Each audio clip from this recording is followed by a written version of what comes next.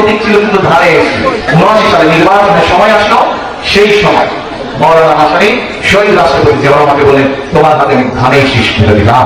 আমার মনে হয় আমাদের বর্তমান প্রধানমন্ত্রী তারেক রহমান ইতিহাস বুইলা গেছে। মাননীয় প্রধানমন্ত্রী, আপনিও তো বুইলা গেছেন 1976 সালের 17 নভেম্বর মৌলানা ভাসানী সাহেব ইন্তেকাল করেন। তাহলে 1979 সালে ধানের শীষ জিয়াউর রহমানের হাতে তুলে দিয়া কিভাবে বলছিল যে এটা মৌলানা ভাসানীর মার্কা? মাননীয় প্রধানমন্ত্রী, আপনি বর্তমান বাংলাদেশের প্রধানমন্ত্রী, বাংলাদেশের মানুষ আপনাকে বিশ্বাস করে। এইভাবে ভুলভাল তথ্য দিয়ে যদি মানুষকে বিভ্রান্ত করেন, তাহলে হয়তো মানুষ আপনাকে গুজবি, মিথ্যাবাদী বলতে পারে। তাই একজন প্রধানমন্ত্রী হিসাবে আমি এটা আপনার কাছে আশা করি না।